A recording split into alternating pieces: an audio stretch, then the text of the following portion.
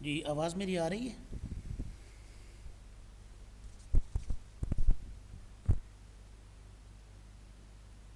آج پھر نہیں آ رہی؟ جی آ رہی ہے۔ جی ٹھیک ہے، توجہ فرمائیں۔ بسم اللہ الرحمن الرحیم۔ آج کا جو ہمارا سبق ہے وہ دو آیات کا سیٹ ہے، 114 اور 115، سورۃ النساء کی آیات 114 اور 115۔ اور جیسا کہ آپ اس کے اوپر عنوان دیکھ رہے ہیں، اس دو آیات کے سیٹ میں بتایا گیا ہے کہ اگر کوئی آدمی رسول اللہ صلی اللہ علیہ وسلم کی مخالفت کرتا ہے یا امت کے متفقہ فیصلے کی مخالفت کرتا ہے، امت کی مین سٹریم سے ہٹ کے چلتا ہے، تو اس کی کیا سزا ہے۔ میں آیات پڑھتا ہوں پھر لفظی ترجمہ کرتے ہیں۔ اعوذ باللہ من الشیطان الرجیم، بسم اللہ الرحمن الرحیم۔ لا خیر فی کثیر من نجواہم الا من امر بصدقة او معروف او اصلاح بین الناس ومن يفعل ذلك ابتغاء مرضات الله فسوف نؤتيه أجرا عظيما ومن يشاقق الرسول من بعد ما تبين له الهدى ويتبع غير سبيل المؤمنين نوله ما تولى ونصله جهنم وساءت مصيرا۔ صدق اللہ العظیم۔ لا خیر، کوئی خیر نہیں ہوتی، فی بیچ، کثیر بہت سے، من نجواہم ان کے مشوروں میں، ان کے بہت سے مشوروں میں خیر نہیں ہوتی۔ نجوا سرگوشی، چپ کے جو مشورے کرتے ہیں ان میں سے اکثر میں خیر نہیں ہوتی۔ الا من، مگر اس کے مشورے میں خیر ہوتی ہے جو ہمارا حکم دے، بصدقۃ، صدقہ کا، او معروف یا کسی نیکی کا، او اصلاح بین الناس یا لوگوں کے درمیان اصلاح احوال کا۔ ومن، اور جو آدمی، یفعل کرے گا، ذالک یہ کام، یعنی صدقہ کا حکم یا نیکی کا حکم یا اصلاح بین الناس کا حکم، جو آدمی کرے گا یہ کام ابتغاء مرضات اللہ، اللہ کی رضا چاہنے کے لیے، فسوف، پس ان قریب، نؤتی، دیں گے ہم ہی اس کو، اجرن، اجر، عظیمہ، بڑا۔ ومن، اور جو آدمی، یشاقق، مخالفت کرے گا، الرسول، رسول اللہ صلی اللہ علیہ وسلم کی، من بعد ما، بعد اس کے کہ، تبین، کھل چکی، واضح ہو چکی، لہو اس کے واسطے، الہدا، ہدایت کی راہ، ویتبع، اور پیروی کرے گا، غیر سبیل المؤمنین، ایمان والوں کے راستے کے علاوہ کی، نولہ، پھیر دیں گے ہم اس کو، ما، اسی طرف، تولا، جس طرف پھرا، ونصلہ، اور ڈالیں گے ہم، داخل کریں گے ہم ہی اس کو، جہنم، جہنم میں، وساءت، اور بری ہے وہ، مصیرا، لوٹ کے جانے کی جگہ کے طور پہ۔ ربط، یعنی ریفرنس ٹو کانٹیکسٹ، جیسا کہ کل کے سبق میں آپ نے سن لیا ہوگا، وہ کلاس میوٹ رہ گئی غلطی سے، لیکن میں نے آج لنک بھیج دی ہے، وہ آپ سن لیں گے، اس میں کل ڈیٹیل تفصیل۔ پرسوں کے سبق میں بھی یہی پچھلی آیات تھیں، آیت نمبر 105 تا 113، اور کل کا سبق بھی انہی کے متعلق تھا۔ ان دو اسباق میں آپ نے ڈیٹیل سن لی ہوگی، توما بن عبیرق والے واقعے کی اور اس کے نتیجے میں جو آیات اتری ان کی۔ توما بن عبیرق اور اس کے ساتھیوں نے ایک غلط مقصد کے لیے خفیہ مشورے کیے، یہاں ایسے مشوروں کی مذمت ہے۔ ساتھ ہی یہ بھی بتا دیا گیا کہ رسول اللہ صلی اللہ علیہ وسلم کی مخالفت اور اجماع امت کا ترک بہت بڑا گناہ ہے۔ رسول اللہ صلی اللہ علیہ وسلم کی مخالفت بھی گناہ ہے، اور امت کسی مسئلے پر متفق ہو جائے، کسی بات پر متفق ہو جائے تو الگ راہ اختیار کرنا بھی گناہ ہے۔ بھائی مائک میوٹ رکھیں، اپنے مائک میوٹ رکھیں، ٹھہریں۔ کل میں میرا خیال ایسا ہی کچھ معاملہ ہوا تھا کہ میں نے میوٹ کیا، شاید میرا اپنا میوٹ ہو گیا تھا، لیکن آج پھر میں تھوڑا سا دیکھتا ہوں، آپ لوگوں کی مائک میوٹ کرتا ہوں۔ یہ میوٹ کدھر سے ہوں گے؟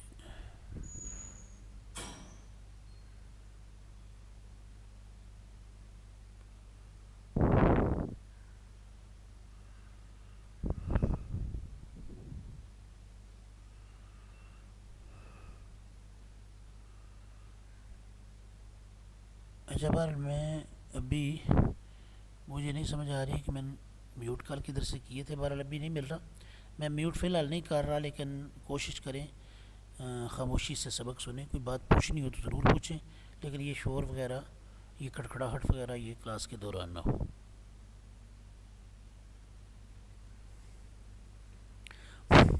تسہیل یعنی بامحاورہ ترجمہ ان آیات کا. عام لوگوں کی اکثر سرگوشیوں میں خیر نہیں ہوتی، البتہ جو لوگ صدقہ خیرات کی یا کسی اچھے کام کی یا آپس میں سلوک کرنے کی ترغیب دیتے ہیں، ان کی خفیہ تدبیروں اور مشوروں میں خیر ہوتی ہے. اور جو کوئی یہ کام صرف اللہ کی رضا کے لیے کرے گا، ہم اسے جلد اجر عظیم عطا فرمائیں گے. اور جو شخص حق اور ہدایت کا راستہ واضح ہو جانے کے بعد اللہ کے رسول کی مخالفت کرے گا اور مسلمانوں کا راستہ چھوڑ کر کسی دوسرے راستے پر چلے گا، تو ہم اسے دنیا میں وہ کچھ کرنے دیں گے جو کچھ وہ کر رہا ہے، پھر آخرت میں اسے جہنم میں داخل کریں گے، اور وہ جانے کی یعنی جا کے ٹھہرنے کی بہت بری جگہ ہے. تفسیر آیت نمبر 114. فرمایا اکثر سرگوشیوں اور خفیہ مشوروں میں خیر نہیں ہوتی، اس لیے کہ عام طور پر ایسا ہوتا ہے کہ اچھی بات اور بھلائی کے مشورے کو چھپانے کی کوشش نہیں کی جاتی، اور عام طور پہ شر، دھوکہ، ضرر اور گناہ کی بات ہی چھپ چھپا کر کی جاتی ہے. یعنی عام طور پہ جو اچھی بات ہے عام طور پر اس کو سرگوشی کی ضرورت کم ہی پڑتی ہے. ہمارے آقا صلی اللہ علیہ وسلم کا فرمان ہے، الاسم ما حاک فی النفس، گناہ وہ ہے جو تیرے دل میں کھٹکے، وتردد فی الصدر، اور دل کے اندر اس بارے میں سینے میں تردد ہو، وکرہتا، اور تو ناپسند کرتا ہو، ان اس بات کو کہ یطلع علیہ الناس، کہ لوگ اس پر اطلاع پائیں. البتہ 3 چیزوں کے بارے میں سرگوشی کی اجازت دی گئی. مطلب یہ 3 چیزیں ایسی ہیں کہ ان کے بارے میں سرگوشی اگر کرنی پڑے تو اس کی اجازت. نمبر 1، غرباء، مساکین اور نیک کاموں میں خرچ کرنے کا مشورہ. اس کے لیے سرگوشی کی ضرورت کیوں پڑے گی؟ اس لیے کہ صدقہ خیرات میں اخفاء یعنی پوشیدگی سے یہ کام کرنا افضل ہے. دوسری چیز، کسی بھی اچھے کام کی ترغیب جس میں آپ لوگوں کی بھلائی اور مصلحت ہو. سرگوشی کی ضرورت کیوں پڑ سکتی ہے؟ کہ کوئی خواہ مخواہ رکاوٹ نہ بنے یا کوئی بندہ شرارت نہ کرے رکاوٹ بننے کے لیے. تیسری صورت، جن لوگوں کے درمیان کوئی خصومت یعنی جھگڑا یا تنازع ہو، ان میں مصالحت اور صلح صفائی کے لیے بھی بعض اوقات دونوں فریقوں سے الگ الگ خفیہ بات کرنی پڑتی ہے. اس لیے اس کا خاص طور پر ذکر فرمایا، کیونکہ حدیث مبارکہ میں اس بات کی اجازت دی گئی ہے کہ 2 فریقوں میں صلح کرانے کے لیے دونوں کو ایک دوسرے کے حق میں کوئی تھوڑی بہت بات مبالغے کے ساتھ بھی کہی جائے، جس کے ساتھ وہ ایک دوسرے کے قریب ہوں، تو اس کی اجازت ہے. ومن یفعل، ان تینوں کاموں پر اللہ تعالیٰ کی طرف سے اجر عظیم دیے جانے کا وعدہ ہے. ومن یفعل ذلک ابتغاء مرضات اللہ فسوف نؤتیہ اجرا عظیما، جو آدمی یہ کام کرے گا اللہ کی رضا کی تلاش میں، ان قریب ہم اس کو اجر عظیم عطا فرمائیں گے. مگر شرط یہ ہے ابتغاء مرضات اللہ، کہ جو کچھ کیا جائے وہ صرف اللہ تعالیٰ کی رضا کے لیے کیا جائے. آیت نمبر 115. ومن یشاقق الرسول من بعد ما تبین له الهدى ویتبع غیر سبیل المؤمنین نولہ ما تولی ونصلہ جہنم وساءت مصیرا. نیک لوگوں کے لیے اجر عظیم کے وعدے کے بعد ان لوگوں کی مذمت ہے جو ایسی سازشیں اور خفیہ مشورے کرتے ہیں جن کے نتیجے میں وہ رسول اللہ صلی اللہ علیہ وسلم کی نافرمانی اور اجماع امت کی مخالفت کے مرتکب ہو جاتے ہیں. ایسے لوگوں کو اپنی سازشیں، کاوشیں اور نظریات بڑے خوبصورت معلوم ہوتے ہیں، اور اللہ کی طرف سے انہیں ان پر عمل پیرا ہونے کی ڈیل دے دی جاتی ہے. نولہ ما تولی، ہم اس کو پھرنے دیں گے جدھر وہ پھرنا چاہتا ہے، لیکن ان کا اخروی انجام بہت برا ہوگا. ونصلہ جہنم، آخرت میں ان کو جہنم میں داخل کیا جائے گا. اب ان دونوں آیات سے جو اسباق حاصل ہوئے حکمت و ہدایت کے تحت، وہ آپ کے سامنے ہیں. پہلا سبق، خفیہ اجتماعات میں عام طور پر کوئی خیر نہیں ہوتی، اس لیے کہ زیادہ تر ان کا مقصد شر اور ضرر یعنی نقصان ہی ہوتا ہے. دوسرا سبق، جب 3 افراد ہوں تو 2 کو تیسرے کے بغیر کانا پھونسی نہیں کرنی چاہیے، یعنی یہ سرگوشیاں کرنا یہ پسندیدہ نہیں. حدیث مبارکہ میں بھی اسے منع کیا گیا، کیونکہ وہ تیسرا سوچے گا شاید میرے بارے میں کوئی بات کر رہے ہیں. تیسرا سبق، صدقہ خیرات، امر بالمعروف یعنی نیکی کو حکم کرنا، اور لوگوں کے درمیان صلح و صفائی کی بڑی فضیلت ہے، اسی لیے ان میں سرگوشی کی اجازت دی گئی ہے. یہ آیت نمبر 114 سے یہ بات پتہ چلتی ہے. صلح و صفائی تو ایسا عمل ہے کہ اس کے لیے ایسی بات کہنے کی بھی اجازت ہے جو بظاہر خلاف واقع ہو اور ایسی بات کہنے والے کو اللہ کے ہاں جھوٹا نہیں سمجھا جاتا۔ یہ 200 آگے جو لکھا ہے نا بریکٹ میں، یہ فٹ نوٹ کا نمبر ہے، اور فٹ نوٹ یہ ہے نمبر 2۔ عن ام کلثوم بنت عقبہ رضی اللہ عنہ، حضرت ام کلثوم بنت عقبہ رضی اللہ تعالیٰ عنہ سے روایت ہے انہا سمعت رسول اللہ صلی اللہ علیہ وسلم، کہ انہوں نے سنا رسول اللہ صلی اللہ علیہ وسلم سے یقول، آپ نے ارشاد فرمایا، لیس الکذاب، نہیں ہے جھوٹا، الذی، وہ آدمی، یصلح بین الناس، جو لوگوں کے درمیان صلح کرواتا ہے، فینمی خیرا، اور بات پہنچاتا ہے ایک طرف بھی اچھائی کی، او یقول خیرا، یا دونوں طرف اچھائی کی بات کہتا ہے، تو ایسا آدمی جو ہے وہ جھوٹا شمار نہیں کیا جائے گا۔ بہرحال واپس آ جاتے ہیں۔ چوتھا جو سبق حاصل ہوتا ہے، امت اسلامیہ کے مجتہدین کا کسی شرعی مسئلہ پر متفق ہو جانا مستقل حجت ہے، جسے اجماع امت کہا جاتا ہے، کیونکہ یہ امت جو ہے اس میں انفرادی طور پہ لوگ غلطی کر سکتے ہیں، لیکن پوری امت یا امت کی وہ بہت بڑی اکثریت کا مطلب یہ ہے کہ 2/3 سے بھی جس کو کہیں کہ زیادہ ہو جائے، تو ایسی اکثریت وہ سارے متفق ہو جائیں کسی غلط بات پہ، یہ ممکن نہیں ہے۔ معصوم فرشتے ہیں، اور انسانوں میں سے معصوم صرف انبیاء علیہم الصلوۃ والسلام ہیں۔ انبیاء کے بعد انفرادی طور پہ کوئی بھی آدمی معصوم نہیں ہے، لیکن اس امت کا اجماع معصوم ہے۔ کیا مطلب؟ پوری امت یا امت کا جو مین حصہ ہے، مین سٹریم ہے، وہ کسی بات پہ متفق ہو جائے اور وہ بات غلط ہو، یہ ممکن نہیں ہے۔ اچھا جی، پانچویں بات یہ سمجھ آئی کہ اجماع امت سے نکلنا حرام ہے، یعنی فرمایا نا وَمَن يُشَاقِقِ الرَّسُولَ مِن بَعْدِ مَا تَبَيَّنَ لَهُ الْهُدَى، جو آدمی رسول اللہ صلی اللہ علیہ وسلم کی مخالفت کرے گا، من بعد ما تبین له الهدى، ہدایت کی بات واضح ہو جانے کے بعد، ایک جرم یہ، دوسرا جرم یہ بتایا، وَيَتَّبِعْ غَيْرَ سَبِيلِ الْمُؤْمِنِينَ، اور جمہور ایمان والوں سے ہٹ کے کوئی الگ راہ اختیار کرے گا، نُوَلِّهِ مَا تَوَلَّىٰ، ہم اس کو پھرنے دیں گے جس طرح وہ پھرتا ہے، وَنُصْلِهِ جہنم، اور آخرت میں اسے جہنم میں داخل کریں گے، وَسَاءَتْ مَصِيرًا، اور بری جگہ لوٹ کے جانے کی۔ معلوم ہوا کہ امت کا جو مین سٹریم ہے اس کو چھوڑنا یہ حرام ہے۔ نمبر 6، جو شخص گمراہی پر چلنے کا فیصلہ کر لے، اس کے لیے گمراہی پر چلنا آسان کر دیا جاتا ہے، یعنی فرمایا نولی مات واللہ، جس طرف وہ پھرنا چاہتے ہیں ہم اس کو پھرنے دیں گے۔ تو معلوم ہوا کہ جو آدمی اپنی ضد کی وجہ سے اڑ جائے کہ نہیں میں نے غلط ہی چلنا ہے، تو اللہ تبارک و تعالیٰ پھر اس کو ڈیل دیتے ہیں۔ ساتویں بات، حق واضح ہو جانے کے بعد باطل کو اختیار کرنے والے کے لیے زیادہ سخت وعید ہے۔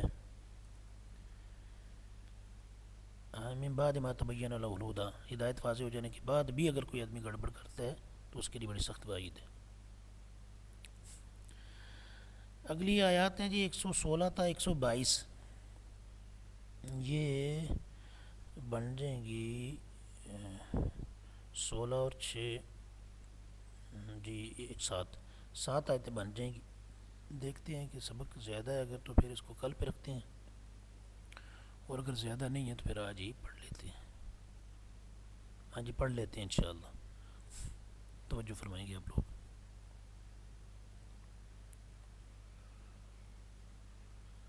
ہاں جی، آیات ہیں 116 تا 122، 7 آیات کا سیٹ ہے۔ اس میں کیا چیزیں بیان ہوئی ہیں؟ شرک کی سزا بیان ہوئی، شیطان کی شرارتیں بیان ہوئیں، ایمان کا بدلہ اور جزا بیان ہوئی۔ میں پڑھتا ہوں جی۔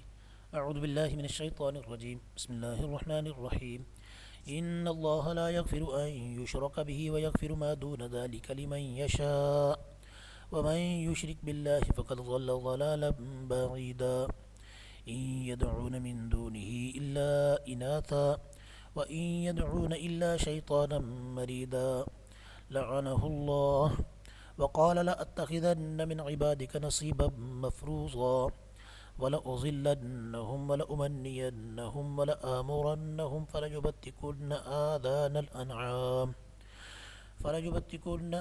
الْأَنْعَامِ وَلَآمُرَنَّهُمْ فَلَيُغَيِّرُنَّ خَلْقَ اللَّهِ وَمَن يَتَّخِذِ الشَّيْطَانَ وَلِيًّا مِّن دُونِ اللَّهِ فَقَدْ خَسِرَ خُسْرَانًا مُّبِينًا يَعِدُهُمْ وَيُمَنِّيهِمْ وَمَا يَعِدُهُمُ الشَّيْطَانُ إِلَّا غُرُورًا أولئك مأواهم جهنم ولا يجدون عنها محيصا والذين آمنوا وعملوا الصالحات سندخلهم جنات تجري من تحتها الأنهار خالدين فيها أبدا وعد الله حقا ومن أصدق من الله قيلا صدق الله العظيم۔ بسم اللہ الرحمن الرحیم۔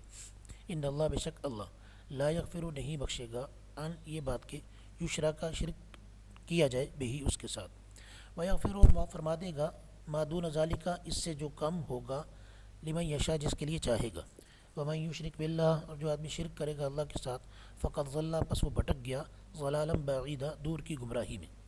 ان یدعون نہیں پکارتے وہ لوگ من دون ہی اللہ کے سوا الا اناثا مگر کچھ عورتوں کو، لات منات یہ عزا وغیرہ سب مؤنث بت دیویاں، و ان یدعون اور نہیں پکارتے وہ الا مگر شیطانا ایک شیطان کو مریدا جو سرکش، لعنہ اللہ جس پر اللہ نے لعنت کی، وقال اور اس نے کہا تھا لاتخذن کہ ضرور بالضرور میں لے لوں گا من عبادی کا تیرے بندوں میں سے نصیبا مفروضا ایک مقررہ حصہ، ولاضلنہم اور ضرور بالضرور میں گمراہ کروں گا ان کو، ولامنینہم اور ضرور بالضرور میں ان کو امیدیں دلاؤں گا، ولآمرنہم اور ضرور بالضرور میں ان کو حکم دوں گا یا سکھلاؤں گا، اس کے نتیجے میں فلایبتکن پس وہ ضرور بالضرور چیریں گے آذان کان الانعام جانوروں کے، ولآمرنہم اور ضرور بالضرور میں ان کو سکھلاؤں گا، فلیغیرن اور میرے تعلیم کے نتیجے میں یغیرن ضرور بالضرور وہ بدلیں گے خلق اللہ اللہ کی پیدا کی ہوئی صورت کو، ومن یتخذ الشیطان اور جو ومن اور وہ آدمی یتخذ الشیطان جو بنا لے شیطان کو ولیًا دوست من دون اللہ اللہ کے سوا، یعنی اللہ کو چھوڑ کے شیطان کو دوست بنا لے، فقد خسر پس وہ خسارے میں پڑا، خسران مبینہ واضح خسارے میں، یعدہم وہ ان کو وعدے دیتا ہے، ویمنیہم اور ان کو امیدیں دلاتا ہے، وما یعدہم الشیطان اور نہیں وعدے دیتا ان کو شیطان الا غرورا مگر دھوکے کے، اولئک یہ لوگ مأواہم جہنم ٹھکانہ ایسے لوگوں کا جہنم ہے، ولا یجدون اور نہیں پائیں گے وہ عنہا اس جہنم سے محیصا کوئی بھاگنے کی جگہ، والذین اور وہ لوگ جو آمنوا ایمان لائے وعملوا الصالحات اور انہوں نے عمل کیے نیک، سندخلہم ان قریب ہم ان کو داخل کریں گے جنات ایسی جنتوں میں تجری جاری ہوں گی من تحتہا جن کے نیچے سے الانہار نہریں، خالدین ہمیشہ رہنے والے ہوں گے وہ فیہا ان جنتوں میں ابدا ہمیشہ ہمیشہ، وعد اللہ حقا وعدہ ہے اللہ کا سچا، ومن اصدق اور کون زیادہ سچا ہے من اللہ اللہ سے قیلا بات میں۔ رب علماء کہتے ہیں کہ آیت نمبر 115 اور 116 دونوں توبہ ہی کے قصے میں نازل ہوئیں، اگر وہ مرتد نہ ہو جاتا اور اپنے گناہ سے توبہ کر لیتا تو اس کی مغفرت ہو جاتی، اس لیے کہ شرک کے سوا ہر گناہ قابل معافی ہے۔ اس کے بعد شیطان کی شرارتیں اور عزائم ذکر کیے گئے ہیں، اور اس کی شرارت یہی ہے کہ وہ شرک اور گناہوں کی طرف دعوت دیتا ہے، پھر قرآن کے عام اسلوب یعنی انداز کے مطابق شرک کے مقابلے میں ایمان اور نیک اعمال اور جہنم کے مقابلے میں جنت کا ذکر کیا گیا ہے۔ تسہیل جی میں پڑھ لیتا ہوں یا آپ لوگ پڑھیں گے جیسے پڑھتے ہیں کلاس میں؟ میرا خیال ہے ٹھہرے ہیں میں ہی پڑھ لیتا ہوں۔ تسہیل بے شک اللہ تعالیٰ اس جرم کو نہیں بخشے گا کہ کسی کو اس کا شریک ٹھہرایا جائے، لیکن اس کے سوا جتنے بھی جرائم ہیں ان کے مجرموں میں سے جسے چاہے گا بخش دے گا، کیونکہ جو شخص کسی کو اللہ تعالیٰ کے ساتھ شریک ٹھہراتا ہے وہ بہت دور کی گمراہی میں جا پڑتا ہے۔ یہ مشرک لوگ اللہ کو چھوڑ کر صرف زنانی چیزوں اور صرف سرکش شیاطین ہی کی عبادت کرتے ہیں، جس پر اللہ کی لعنت ہے، یعنی جس شیطان پر اللہ کی لعنت ہے۔ اس نے ملعون ہوتے وقت کہا تھا کہ میں تیرے بندوں میں سے اپنا متعین حصہ ضرور لے کر رہوں گا، جس کی صورت یہ ہوگی کہ میں ان کے عقائد خراب کر دوں گا اور انہیں حرص و ہوس میں مبتلا کر دوں گا، اور انہیں ایسی ترغیب دوں گا کہ وہ چوپاؤں کے کان کاٹنے لگیں، اور ایسی تعلیم دوں گا کہ وہ اللہ کی بنائی ہوئی صورت بگاڑنے لگیں۔ شیطان کے ارادے تو اپنی جگہ، مگر یاد رکھو جو شخص اللہ کو چھوڑ کر شیطان کو اپنا دوست بنا لے گا وہ واضح نقصان میں پڑے گا۔ شیطان لوگوں سے جھوٹے وعدے کرتا ہے اور انہیں فضول امیدوں اور آرزوؤں میں ڈال دیتا ہے۔ شیطان ان سے جو بھی وعدے کرتا ہے وہ سب فریب ہے۔ شیطان کے وعدوں پر یقین کر لینے والوں کا ٹھکانہ جہنم ہے، اور انہیں جہنم سے بچنے کی کوئی جگہ نہیں ملے گی۔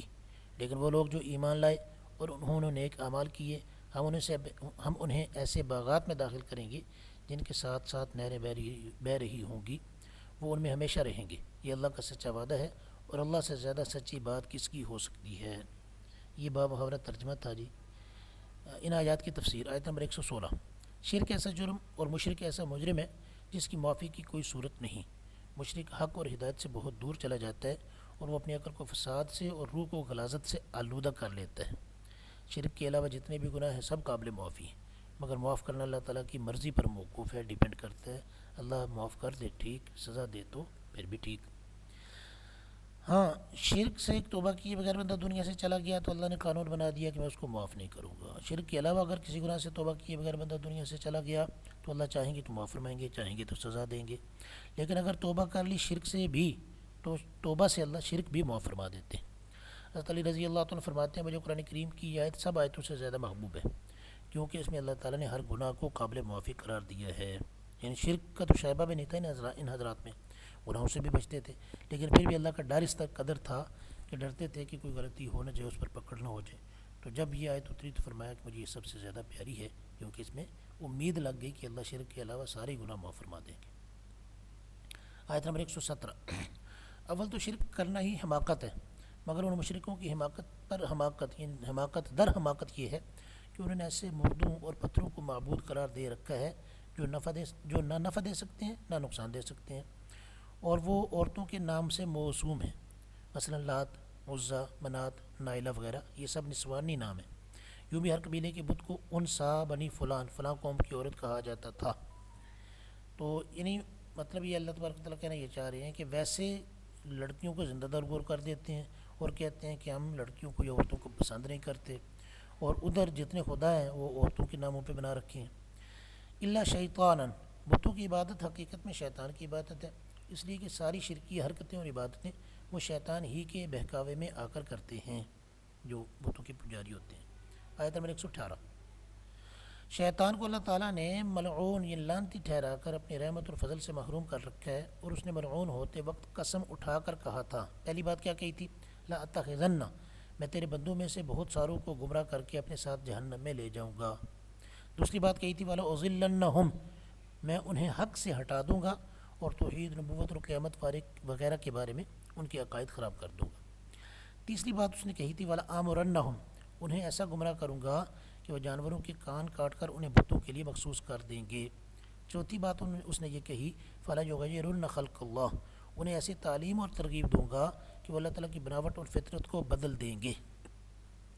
بناوٹ اور فطرت کو بدلنے کا ایک معنی یہ ہے کہ دین کو بدل دیا جائے، کیونکہ دین بھی تو دین فطرت ہے، اور دین اسلام کو چھوڑ کر کوئی دوسرا دین اختیار کر لیا جائے، جیسا کہ سورہ روم میں ہے فَأَقِمْ وَجْهَكَ لِلدِّينِ حَنِيفًا، بس سیدھا کیجیے اپنے چہرے کو للدین، دین اسلام کے واسطے، حنیفہ یکسو ہو کے، فطرت اللہ التی، یہ دین اسلامی اصل میں اللہ کی وہ فطرت ہے، فطر الناس علیہا، جس پر اللہ نے لوگوں کو پیدا کیا تھا، لا تبدیل لخلق اللہ، نہیں جائز تبدیلی کرنا اللہ تبارک و تعالیٰ کی پیدائش میں۔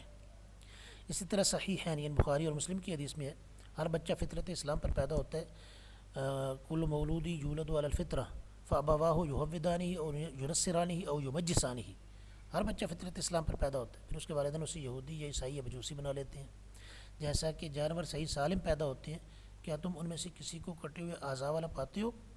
فطرت کو بدلنے کا دوسرا مطلب یہ ہے کہ کسی حیوان یا انسان کو خصی کر دیا جائے، یعنی اس کے اعضاء تناسل جو ہیں ان کو ایسے نقصان پہنچایا جائے کہ وہ آگے افزائش نسل کے قابل نہ رہے، یا کسی کی شکل و صورت کو بگاڑ دیا جائے، چہرے پر بدنما داغ لگانا، جسم کو گدوانا، یہ سوئی سے جو نشانات بنواتے ہیں ٹیٹوز وغیرہ، داڑھی منڈوانا، کیونکہ اللہ تبارک و تعالیٰ نے یہ بھی آدمی کی حسن اور خوبصورتی میں رکھی ہے۔ ایک حدیث مبارکہ میں آتا ہے کہ جنت میں یا آسمانوں پہ فرشتوں کی ایک پوری جماعت ہے جن کی تسبیح یہ ہے کہ پاک ہے وہ ذات جس نے مردوں کو داڑھیوں سے اور عورتوں کو مینڈیوں سے، یعنی بال جو وہ گندوا کے ان کو مینڈی بناتی ہیں، جس اللہ نے مردوں کو داڑھی سے اور عورتوں کو مینڈیوں سے سجاوٹ عطا فرمائی، اس اللہ کی حمد ہے۔ بہرحال تو یہ جتنی چیزیں اللہ کی تخلیق کو بگاڑنے کا جو عام حکم ہے اس میں شامل ہے۔ حضرت عبداللہ بن مسعود رضی اللہ تعالیٰ عنہ سے روایت ہے لعن اللہ الواشمات والمستوشمات والنامصات والمتنمصات والمتفلجات للحسن المغیرات خلق اللہ عز وجل، فرمایا اللہ لعنت کرتا ہے ان عورتوں پر جو جسم گوندتی ہیں اور گدواتی ہیں، یعنی یہ ٹیٹوز وغیرہ بنانا یا بنوانا یا اس طرح کے نام وغیرہ لکھوانا، ڈیزائن بگانا، بال نوچتی ہیں اور نچواتی ہیں، یعنی یہ جو وہ تھریڈنگ وغیرہ مختلف جگہوں سے خام خواہ کرتی رہتی ہیں نا بس خوبصورت نظر آنے کے لیے، اور حسن و جمال کی خاطر دانتوں کے درمیان خلا پیدا کرتی ہے، سامنے کے 2 دانت ان کے درمیان سے رگڑائی کروا کے وہ بنوانا کہ جی میرے دانت ان میں جگہ ہے، یہ خوبصورت لگتی ہے، تو یہ قدرتی اگر ہو تو الگ بات ہے، اس طرح بنوانا اس کے بارے میں یہ آپ نے سن لیا۔ آیت نمبر 120، شیطان کا سب سے مؤثر ہتھیار یہ ہے کہ وہ اپنے دوستوں کو وساوس میں مبتلا کر دیتا ہے، وہ انہیں اللہ کی راہ میں خرچ کرنے کی صورت میں فقر و فاقہ سے اور جہاد کی صورت میں موت سے ڈراتا ہے۔ یعنی جب خرچ کرنے لگتا ہے بندہ نیکی کے کام میں، کہتا ہے خرچ کر دو گے تو کل کھاؤ گے کہاں سے؟ کوئی بندہ جہاد میں جانے لگتا ہے تو کہتا ہے جہاد میں جاؤ گے تو ادھر شہید ہو جاؤ گے، تو خرچ کرنے کی صورت میں فقر و فاقہ سے ڈراتا ہے، جہاد کی صورت میں موت سے ڈراتا ہے، اور سود خوری اور جوئے وغیرہ سے مالدار ہونے کے سبز باغ دکھاتا ہے۔ یعنی جب سود کی باری آتی ہے کہتے ہیں لے لو پیسے بڑھ جائیں گے، جوئے کی بات آتی ہے تو اگرچہ اس میں رسک ہوتا ہے مال سارا ضائع ہونے کا بھی، لیکن کہتا ہے نہیں کوئی بات نہیں، جس طرح خطرہ ہے اسی طرح امید بھی تو ہے نا کہ اتنا مال ڈبل بھی ہو جائے گا۔ اسی طرح انہیں امید دلاتا ہے کہ دنیا اور آخرت میں کامیابی تمہیں ہی نصیب ہوگی، اور جتنی بھی گناہ ہیں وہ ان سب کو بہت خوبصورت بنا کر لوگوں کے سامنے پیش کرتا ہے۔ یہ ان آیات کی تفسیر تھی۔ اب ان آیات سے حاصل ہونے والے اسباق حکمت و ہدایت کے تحت، اچھا جی، آیت نمبر 116 کے بارے میں کہتے ہیں کہ اس سے خوارج کی تردید ہوتی ہے جو کبیرہ کے مرتکب کو کافر کہتے ہیں، کیونکہ آیت سے ثابت ہوتا ہے کہ شرک کے سوا ہر گناہ قابل معافی ہے، تو اگر بندہ کوئی بھی گناہ کرنے سے کافر ہو جاتا ہے تو پھر معافی کدھر رہ گئی، اور اگر معافی ہے تو مطلب یہ کافر نہیں ہوا تھا، مسلمان ہی تھا۔ دوسرا سبق، اللہ تعالیٰ نے مشرکین کے بتوں کو اناس یعنی عورتیں قرار دیا ہے، اناس یعنی عورتیں قرار دیا اس لیے کہ پہلی بات ان کے بتوں کے نام عورتوں جیسے تھے، مثلا لات، عزا، منات۔ دوسری بات اناس مردوں کو بھی کہا جاتا ہے، اور انہوں نے لکڑی اور پتھر سے جو بت بنا رکھے تھے وہ بھی بے جان تھے۔ تیسری بات مشرکین فرشتوں کو اللہ کی بیٹیاں اور اللہ کے یہاں اپنا سفارشی قرار دیتے تھے، تو گویا کہ اللہ کی بیٹیاں بنا کے ان کو بھی معبود بنایا تھا، تو یہ بھی جو ہے نا وہ کہتے تھے فرشتے مؤنث ہیں، حالانکہ اسلام کا تو عقیدہ ہے فرشتے نہ مؤنث ہیں نہ مذکر ہیں، ان کے اندر یہ جنس کا کوئی فرق نہیں ہے، بس وہ فرشتے ہیں۔ تیسرا سبق، بتوں اوہام و خیالات یعنی توہمات، خواہشات اور شہوات کی یعنی دلی خواہشات کی اتباع کرنے والے حقیقت میں شیطان کے بندے ہیں۔ کیوں؟ کیونکہ وہ یہ سب کچھ اسی کے کہنے کی بنا پر کرتے ہیں۔ آیت نمبر 117 سے یہ بات ثابت ہوتی ہے۔ چوتھا سبق، صغیرہ اور کبیرہ گناہ بھی شیطان کے اطاعت کے مظاہر میں سے ہیں، کیونکہ وہی ان کا حکم دیتا ہے، لَآمُرَنَّهُمْ، میں ان کو یہ سکھاؤں گا، یہ حکم دوں گا۔ پانچواں سبق، اللہ تعالیٰ کی تخلیق کو بدلنا حرام ہے، خواہ ظاہری طور پر ہو، مثلا جسم کا گودنا یا داغنا یا کسی عضو کا کاٹنا یا مرد کو خسی کرنا، یا معنوی طور پہ تخلیق کو بدلنا ہو جیسے عقائد کو بدلنا اور حرام کو حلال یا حلال کو حرام قرار دینا۔ البتہ حیوان کو خسی کرنا جائز ہے۔ یہ آیت نمبر 119 سے یہ باتیں پتہ چلتی ہیں کہ یہ کام حرام ہے۔ چھٹا سبق، جھوٹے وعدے، باطل آرزویں اور خوبصورت باتیں شیطان کا مؤثر ہتھیار ہے۔ جھوٹے وعدے، باطل آرزویں اور خوبصورت باتیں یہ شیطان کا مؤثر ہتھیار، ڈیڈلی ویپن۔ 120 نمبر آیت سے یہ پتہ چلا۔ ساتواں سبق، شیطان کی اطاعت میں خسارے کے سوا کچھ نہیں، اس کی بات مانیں گے تو نقصان کے سوا کچھ ہاتھ نہیں آئے گا۔ آٹھواں سبق، شیطان کے وعدے اور آرزو میں دھوکے کے سوا کچھ نہیں، ظاہر میں وہ پرکشش ہوتے ہیں لیکن ان کی تہ میں ضرر یعنی نقصان ہی نقصان ہوتا ہے۔ حضرت ابن عرفہ رحمۃ اللہ علیہ فرماتے ہیں غرور وہ ہے جس کا ظاہر تمہیں پسند آئے لیکن اس کا باطن مکروہ ہوگا۔ غرور کا معنی ہوتا ہے دھوکہ، تو دھوکہ یہ ہے کہ ظاہر میں تو بڑا خوبصورت لگتا ہے لیکن اندر بڑا ناپسندیدہ ہوتا ہے، تو شیطان بھی جو باتیں کہتا ہے بظاہر وہ بڑی خوبصورت نظر آتی ہیں لیکن انجام بڑا بھیانک ہوتا ہے۔ نوواں سبق، دنیا اور آخرت میں اللہ سے زیادہ سچی بات کسی کی نہیں ہو سکتی۔ رسول اللہ صلی اللہ علیہ وسلم اپنے خطبہ میں فرمایا کرتے تھے ان اصدق الحدیث کلام اللہ، بے شک سب سے سچی بات اللہ کا کلام ہے۔ چلیں جی، یہ تھا آج کا سبق۔ یہ آپ کو اگر یہ باتیں مفید محسوس ہوئی ہیں تو آپ نے تو چلیں یہ باتیں سیکھ لی، آگے بھی اپنے جاننے والوں کے ساتھ شیئر کر دیں تاکہ یہ تعلیم پھیلانے میں آپ بھی حصے دار ہو جائیں اور آپ کے لیے بھی صدقہ جاریہ بن جائے۔ السلام علیکم ورحمۃ اللہ وبرکاتہ۔